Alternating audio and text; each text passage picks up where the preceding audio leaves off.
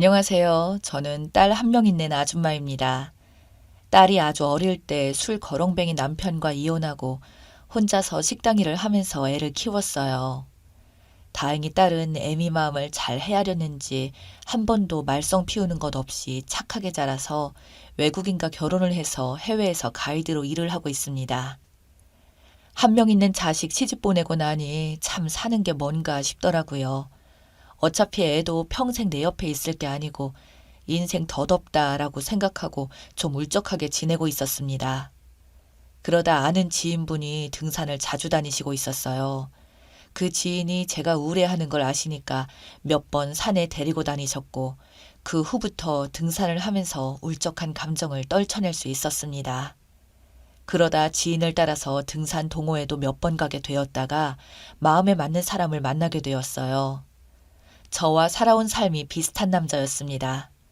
본인도 결혼하자마자 아내가 바람나서 도망갔고 딸 한 명 있었는데 어릴 때 교통사고로 하늘로 떠나 그 후로 매일 집에서 마시고 있다가 정신 차리고 중장비 기사로 하면서 살고 있다고 하더라고요. 마음이 쓰이더라고요. 어떤 기분인지 아니까. 참 사람 사는 게 뭔가 싶기도 하고 그렇게 저희는 서로의 지난 세월을 위로하며 술잔을 기울이고 등산 모임 외에도 따로 만나는 날들이 많았습니다. 그러다 자연스럽게 저희는 황혼 연애를 시작하게 되었습니다. 그이가 월세 때문에 짐을 빼서 저희 집에 들어오게 되었어요. 제가 살고 있는 집도 그렇게 좋은 곳이 아니었습니다. 평생을 뼈 빠지게 모은 돈으로 가난한 동네에 허름한 빌라가 있는 곳에 18평짜리 집이었어요. 딸 아이와 그곳에서 오랜 시간 살았기에 옆집, 앞집 사람들과 전부 아는 사이였고 다들 좋으신 분들이라 품앗이 해주듯이 저희 딸도 돌봐주시곤 했으니까요. 그렇게 이 남자가 저희 집에 들어와 살게 되고 이웃분들과도 몇 번 마주친 적이 있었어요. 이 나이에 연애한다는 게 남사스러웠지만 죄 지은 것도 아니고 한평생을 이 나이에 이렇게 살아온 것이 후회스러웠기에 그렇게 살지 않으리라 다짐해서 그냥 떳떳하게 이 남자와 같이 동거했던 것이고요. 그러다 옆집에 친하게 지내던 할머니께서 저희 집의 문을 똑똑 두들기고 오셨어요. 정말 자상하시고 없는 형편에도 뭐 하나라도 저희 집과 나눠 먹으려고 해주시고 산에서 뜯어온 두릅이며 봄 새싹이며 아낌없이 나누어 주시고 쑥에서부터 감자, 옥수수까지 항상 나눠주시고 아이 학교 다닐 때 굶고 다니지 말라고 간식도 챙겨주셨거든요. 그런데 그런 옆집 할머니께서 몇 년 전부터 치매가 약간씩 오셔서 조금씩 정신 상태가 이상해지셨어요. 가끔씩 소리 지르거나 이상한 말을 하시길래 어디 아프신가 했는데 알고 보니 치매기가 있으셔서 그런 거라고 하더라고요. 자식들도 가난한 부모라고 돈 빨아먹을 거 없다고 옆집 할머니 다 내팽개치고 돌보려고 오지도 않다가 큰아들이 와서 귀찮으니 그냥 어디 시골 요양병원에 집어넣으려는 거 할머니께서 맨정신일 때 극구 거부하시고 자식들이랑 금전 관련해서 일체 도움받지 않을 거라고 하시다 혼자 계속 그 집에 사시는 것 같더라고요. 약을 먹으면 증상이 심해지지 않는다는 의사의 말에 따라 계속 약을 드시면서 혼자서 생활하는 거였고요. 그런 할머니가 수박 한 통을 사셨는데 너무 많다고 다 썰어가지고 쟁반에 담아 저희 집에 오신 겁니다. 저는 그때 머리를 감고 막 나올 때라 집에서 TV 보고 있던 그이한테 받아오라고 옆집 할머니가 문 두들기는 거라고 하고 내보냈죠. 그런데 그이가 문을 열고 수박을 받으려는 순간 옆집 할머니가 너 이놈 범죄자야! 이 썩을 놈아! 니네 알제? 내가 뭐 하는 거냐고 소리 지르니까 이 할매 피멍이 들 때까지 냅다 패고 도망간 그놈 맞지? 내가 경찰에 신고할 거야! 하면서 소리를 지르고 무서워 부들부들 떨며 도망가시는 겁니다. 그이는 아니 이 할매가 뭔 말이고 이게 누가 누구 보고 범죄자래. 남자면 다 범죄자야? 할매 치매야? 생사람 잡네 이 사람이 진짜. 라고 엄청 화를 내는 겁니다. 생전 그런 모습은 처음이었어요. 저도 깜짝 놀라서 머리 말리다 말고 냅다 현관으로 나가는데 옆집 할머니가 너무 놀라서 도망가시려고 발을 헛디뎠고 계단 뒤로 떼굴떼굴 넘어지신 겁니다. 빌라라서 계단 폭이 굉장히 높고 바닥에 돌보라 더 딱딱해서 다치면 큰일 나는데 그곳에서 할머니가 고꾸라져 넘어지신 것이었어요. 머리에서는 피가 철철 나고 할머니는 기절하시고 그이는 황당해서 아무것도 못하고 있고 저는 너무 무서워 손에 든 휴대폰으로 119를 불렀습니다. 할머니는 바로 그 자리에서 응급실에 실려갔고요. 저는 옆집 할머니가 너무너무 걱정되어 발을 동동 구르고 있었는데 그이는 차마 해서는 안 될 말을 하더라고요. 저 할매 노망났나? 어디서 누가 누구 보고 범죄자래? 아니 뭐 성추행범이라더니 그런 악마라느니 말도 안 되는 헛소리를 짓거리다가 골로 간 거지. 하나도 안 불쌍해. 뭐 대한민국은 노인이라고 헛소리해도 다 참고 대우해줘야 하나? 그냥 콱 하늘나라로 갔으면 좋겠네. 저런 할망구는 빨리 저승 가는 게 대한민국 살리는 일이야. 아유, 내가 손 안 올린 거 다행으로 알아야지. 라면서 진짜 너무 욕을 하더군요. 제 앞에서는 한 번도 그런 모습을 보인 적이 없는 그이였는데 다친 할머니 앞에서 세상에 그런 말이 가당키나 하나요? 저는 너무 황당스럽고 어이가 없어서 그이한테 말했습니다. 당신 왜 말을 그렇게 해? 지금 제정신이야? 뭐? 빨리 저승 갔으면 좋겠다고?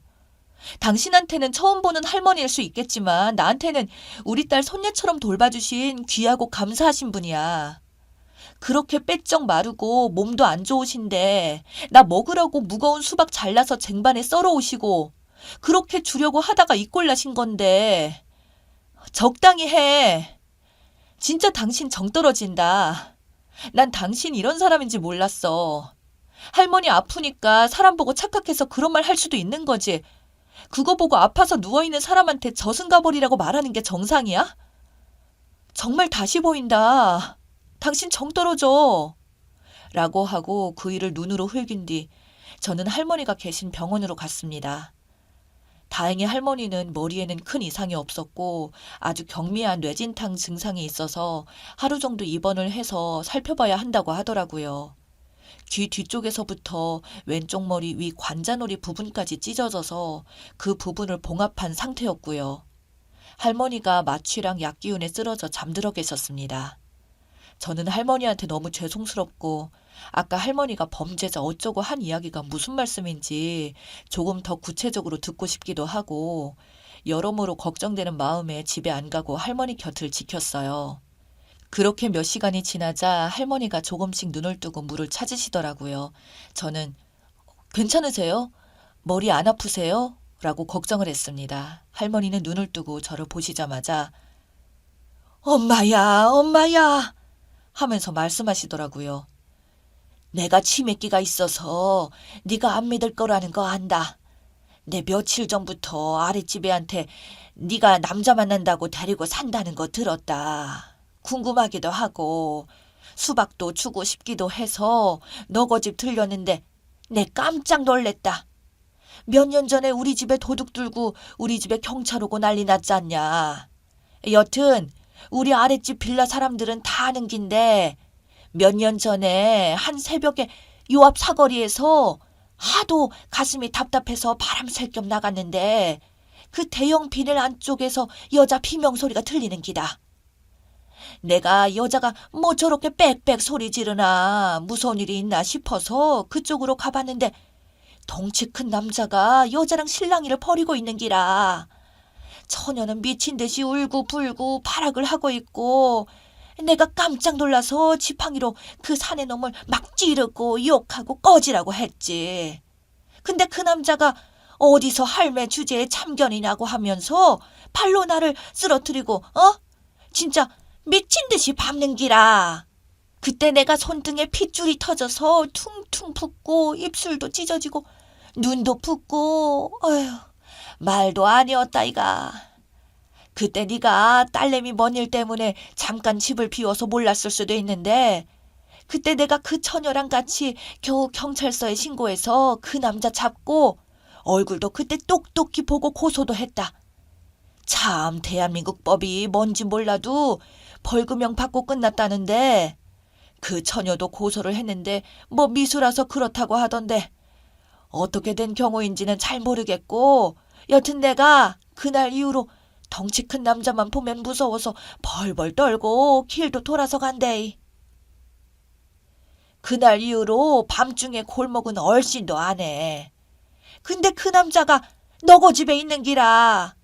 그 남자가 네 애인이라는데 내가 안 놀라고 백이나. 심장이 쿵 내려앉고 식은땀 삐질삐질 나면서 하늘이 노래지는데 그냥 그렇게 정신잃고 꼬꾸라진 기다. 라고 하면서 이야기를 꺼내는 겁니다. 저는 깜짝 놀라서 그게 정말이냐고, 착각하시는 거 아니냐고 정말 많이 수차례 물었죠. 믿겨지지 않는 상황이었기에 저는 바로 그이한테 전화를 했습니다. 전화를 수십 통 걸어도 안 받길래 저는 문자로 이 모든 상황을 말했습니다. 정말 할머니 때린 거 맞냐고, 몇 년 전에 한 여자한테 나쁜 짓 하려다가 미수에 그친 거 맞냐고 막 따졌어요. 그이는 문자도 없고 그냥 아무 연락도 없었습니다. 전화기는 계속 꺼진 상태였고요. 저는 할머니 퇴원할 때까지 옆에 있다가 모시고 같이 집에 들어갔어요. 할머니가 본인 집에 소장이랑 그날 조사한 거랑 그 남자 이름이랑 다 있다고 해서 보여주신다고 하면서요. 그런데 정말 할머니 말씀이 맞았습니다. 그 남자가 맞았어요. 저는 소름이 끼쳐서 몸에 힘이 쫙 빠지더라고요. 알겠다고 잠깐만 몸 좀 추스리고 오겠다고 하면서 옆집 할머니 집에서 나와 저희 집으로 향했는데 저는 집에 들어가자마자 털썩 주저앉았습니다. 온 집안의 물건이 다 흩어져 있었고 서랍이란 서랍은 전부 나와 있었어요. 그리고 제가 중요한 물건들을 놓는 창고 안쪽은 전부 파헤쳐져 있었고 냉장고 문도 전부 열려 있었습니다. 다행히 중요한 물건을 놓는 장롱 안쪽에서 없어진 거는 크게 없었어요. 제가 며칠 전에 문서 정리를 싹 하고 도장이랑 그런 것도 전부 작은 가방으로 옮겨뒀었거든요. 그 남자가 한 짓이었습니다. 그리고 식탁 위에는 소름 끼치는 쪽지가 남겨져 있었습니다. 야 이년아, 그 할매가 살린 거다. 라고요. 세상 다정하고 둘도 없는 남자인 것처럼 행동한 그 남자가 소름 끼치는 범죄자였고 그 사람한테 먼저 당했던 옆집 할머니가 기적처럼 그 남자를 마주하게 되고 그 남자의 실체를 저한테 알려준 거였어요. 저는 너무 놀라서 바로 경찰한테 전화해 신고를 했고 같이 등산 다녔던 언니한테도 이 말을 했습니다. 이 언니도 이 남자를 알고 있었거든요. 언니도 너무나 놀라면서 자기도 지금 연락 안 된다고 잠적하고 도망간 것 같다고 이 남자 다른 등산 동호회에서도 회장한테 1,000만 원 빌리고 지금 연락 안 돼서 난리 났다고 하더라고요. 원래부터 아주 질이 떨어지는 그냥 밑바닥에서 굴던 그런 쓰레기였는데 동호회에 들어와 깨끗한 척하면서 사람 골탕 먹이려고 했던 사람이었던 거죠. 저는 정말 너무너무 소름이 몸에 쫙 끼치면서 무섭더라고요. 경찰한테 신고했고 없어진 물건 몇 개 때문에 아직도 수사 중이지만 지금까지 잡히지 않았습니다. 나이는 64세이고 박문영이라는 이름을 쓰고 있는 남자예요. 고향은 충남입니다. 그리고 등산 동호회 쪽에서 자주 출몰하는 것 같습니다. 이 남자 지금 어디서 또 저 같은 순진한 사람한테 뒤통수 치고 그러는지 모르겠지만 여러분들 조심하세요. 저는 집 팔고 이사라도 가고 싶은데 워낙 낡은 집이라 집이 나가지도 않고 오랫동안 살아온 곳이기에 쉽사리 움직이기가 쉽지 않네요. 저는 정말 옆집 할머니가 없으셨다면 이 세상에 없었을 수도 있었겠구나 싶네요. 하여튼 여러분 조심하시고 세상에 이런 일도 있다는 것을 알려드리고 싶어서 이렇게 사연 보냈습니다. 읽어주셔서 정말 감사합니다.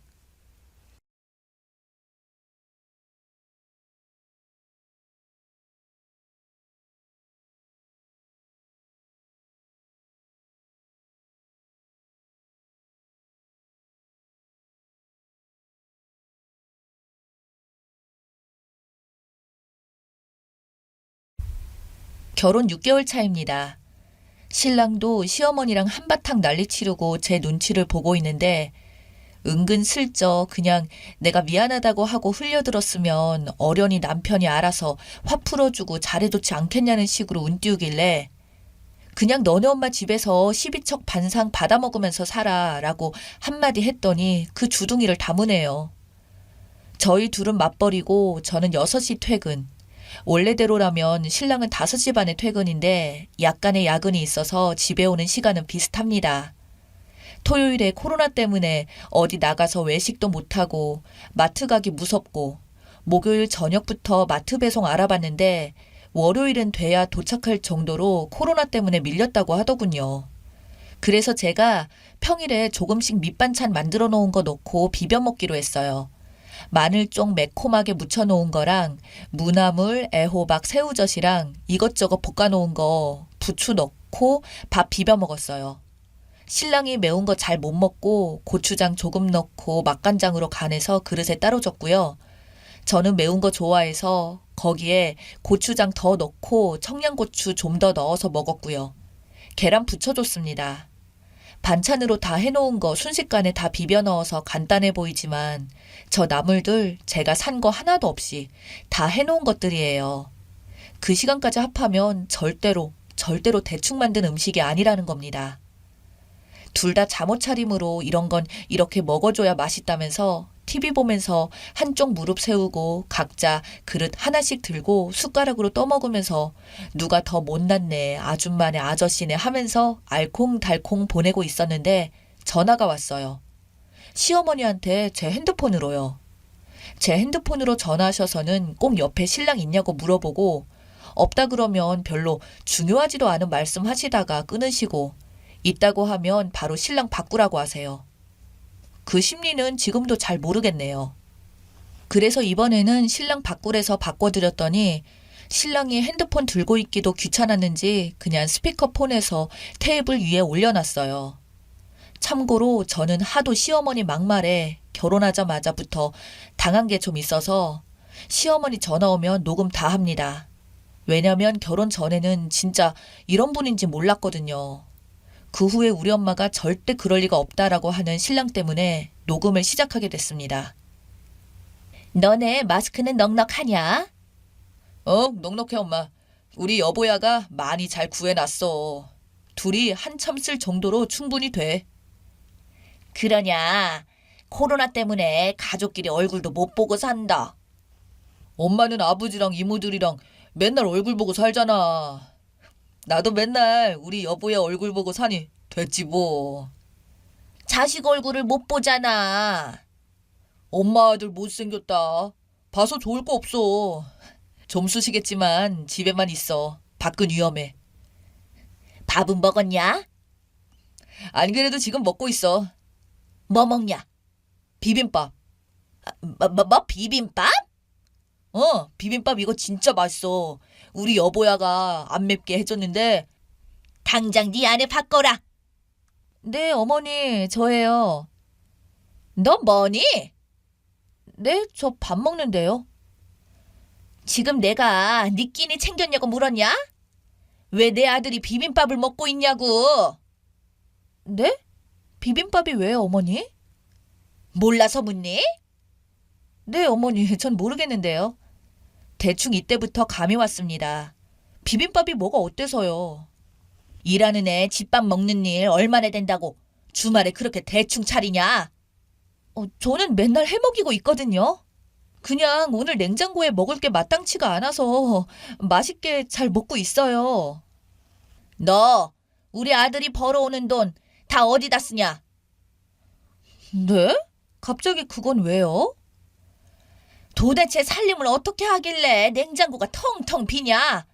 아내가 돼서 먹거리 챙길 생각을 해야지. 뭐 하는데 돈 쓰느라 바빠서 아우 쌀라쌀라. 어머니, 저도 번다 어쩐다 이런 말을 들여봤자 새삼스러우니 넘어가겠습니다. 그러니 조용해집니다. 어머니, 저희 삶이고 제 또래의 다른 맞벌이 부부들 중에서 살림 잘하는 편에 속해요. 아무리 그래도 어머니가 자꾸 이러시면 맞벌이 하는데 신랑 끼니 매번 착실히 챙겨도 좋은 소리는커녕 싫은 소리라도 안 내셔야 할 텐데 그렇지 않으니 제가 살림을 열심히 할 이유가 더더욱 없어요. 그래서 네가 뭘 어쩔 건데? 어쩌긴요. 이제부터 굶든 말든 자기 밥은 자기가 알아서 차려 먹어야죠. 제가 무슨 부귀영화를 누리자고 챙겨 먹여도 이렇게 꾸중을 들으면서 살림을 해요? 말씀 더 없으시면 끊겠습니다. 시어머니는 열받고 할 말 없으면 말문 막혀서 벙어리가 되는 스타일인 거 알고부터 저 그냥 할 말 조금씩 하고 살았는데 토요일 진짜 평온한 내 주말의 시작을 시어머니가 망쳐버렸다는 생각이 들면서 말이 막 나오더군요. 당연히 시어머니 다시 전화 왔고 끊어버렸고 차단했습니다. 그러니 당연히 또 신랑한테 전화해서 신랑 밥 먹다 말고 전화 받았는데 스피커폰 안에도 소리가 다 들리더라고요. 이혼해, 이혼하라고, 헤어져, 헤어지라고. 앞에 내용도 없습니다. 그냥 저것만 주구장창 소리 지르시더라고요.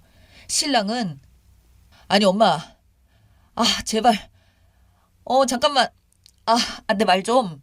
이러는 동안 시어머니가 계속 악악대고 있으니까 결국 신랑이 더 터져서 내가 이혼을 왜 하냐고 소리를 지르고 너 엄마 죽는 꼴 볼 테야? 이러면서 비루한 협박을 잘하시니 신랑이 한숨을 푹 쉬면서 엄마 때문에 내가 먼저 죽겠다 하고 끊어버리더군요. 할 말은 다 했고 저렇게 길길이 날뛰시는 거 보면 꼬시긴 한데 그래도 도대체 날 뭘로 생각하면 신랑 비빔밥 좀 해줬다고 쥐잡듯이 잡나 싶은 것이 가슴속이 뜨겁고 마냥 속상하고 그래서요. 저 잘한 거 맞죠? 추가입니다. 하룻밤 새에 이렇게 엄청난 관심에 신랑 보여줬습니다. 시모가 도대체 왜 이러는지 남편도 모르겠다면서 시모한테 앞으로 자기한테 할 말 있으면 남편한테만 전화하라고 하겠대요. 걱정해 주시는 것처럼 저 바보 아닙니다. 맞벌이인데 당연히 가사분담 당연하죠. 전 담당 영역이 저희 부부는 정해져 있습니다. 저는 요리, 빨래, 생활비 운영하고요. 신랑은 청소, 설거지, 분리수거를 하고 있습니다. 신랑은 소스 같은 거 어디 있는지도 모르고 저는 종량제 봉투 어디 있는지 모릅니다. 시아버지는 운동선수, 유도선수 출신인데 평소에는 과묵하지만 부지런하셔서 식사, 청소 이런 거 꼭두 새벽부터 일어나서 하십니다. 시어머니한테 안 한다고 잔소리 안 하시고요. 신랑도 그거 보고 배운 사람이라 비슷합니다. 그리고 시어머니 엄청 게을러요. 저한테 비빔밥 했다고 뭐라 할 인물이 아니십니다. 오죽하면 신랑이 제일 싫어하는 음식이 카레일까요? 지금도 한 번만 더 재속 뒤집어 놓으면 시아버지한테 모두 말해버릴 거라고 엄포도 놨대요. 시어머니 젊어서 돈 사고 쳤을 때 이후로 시아버지한테 엄청 잡혀 사시는데 집안 시끄러운 일 만드는 거 진짜 싫어하시거든요. 당연히 토요일 이후로 밥 한 번도 안 해 먹었고요. 신랑은 계속 제 눈치 보면서 매일 새로운 공약 내걸고 있어요. 한 번 더 자기 엄마가 난리치면 어쩌겠다느니 저쩌겠다느니 저는 밥 때문에 이혼하라고 소리치는 시모는 못 받아들인다고 이번 주말까지 잘못했다 미안하다 사과까진 아니더라도 유별난 어른인 거 감수해서 숙이고 들어오는 행동 전혀 없으면 친정에 이를 거라고 했고요. 이혼까지는 잘 모르겠습니다. 안 하면 바본가요? 좀 참고 넘어가지 그랬냐는 신랑 말은 지 엄마 성격 파악했으니 알면서 좀 피해가지 그랬냐는 뜻이었다며 분명한 실언이자 망언이라고 손이 발이 되도록 빌고 있으니 걱정해 주시는 것처럼 지 엄마 안쓰러워 편든 건 아닌 것 같아요. 걱정해 주셔서 감사합니다. 아직 뾰족하게 뭐 해결한 건 없지만 이번 주말까지 진짜 말 그대로 하는 거 보고 결정하려고요. 계속 잘못한 거 없단 식으로 나오면 시모 아들, 시아버지 찾을 때까지 한마음 한뜻으로 멸시하는 걸 느껴보라죠. 댓글입니다.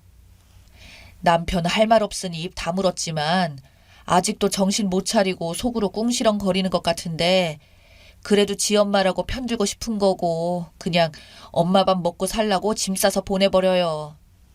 행복하게 살려고 결혼한 거지 네 엄마한테 트집 잡히고 타박 들으면서 불행하게 살려고 결혼한 거 아니라고. 나 혼자 살면 내 몸 하나만 신경 쓰고 홀가분하지.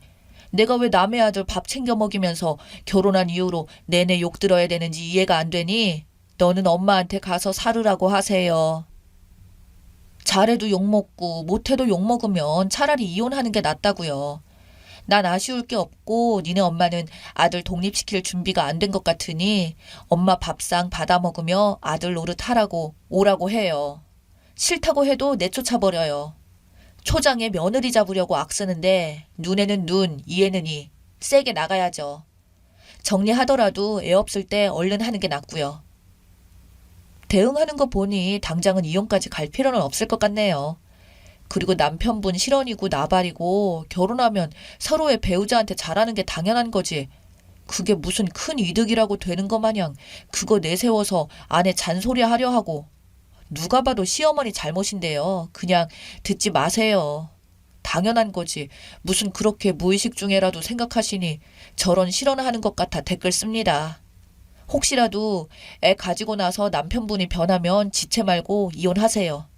아이한테도 저런 무식한 할머니 필요 없고 저런 할머니 커트 못하는 아빠는 그것보다 더 쓸모 없으니까요. 그래도 글쓴이 분이 똑부러지는 분이라 다행이네요.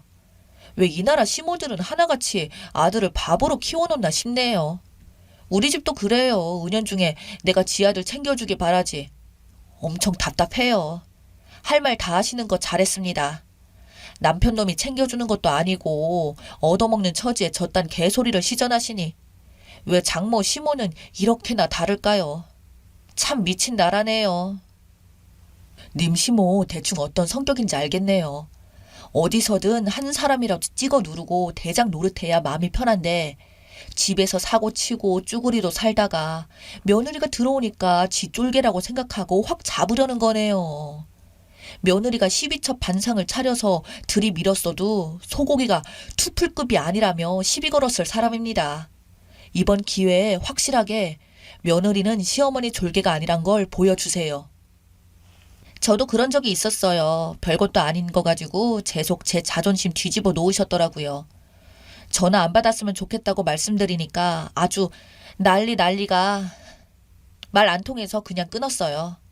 그리고 남편한테 아무리 나이 많은 어른이라도 말 실수하신 건 많으니 난 의미 없다. 난 지금 내 감정이 많이 상했다. 네가 아랫사람이니까 이해하라고 말하지 말라고 전했더니 아무 말 안 하더라고요. 그리고 전 연락 끊어버렸어요. 본인도 자존심을 상하니 사과는 못하고 괜한 고집 부리는 거 아셨겠지만 저한테 먼저 연락 못하시는 거더라고요. 허구한 날 의미 없는 내용으로 전화하시더니 결혼 초반에 내내 하도 여기저기 휘둘려 살다가 짜증나서 어디 같이 좀 가자 하시면 싫어요. 시간 있어도 안 갈래요. 가기 싫어요. 듣기 싫어요.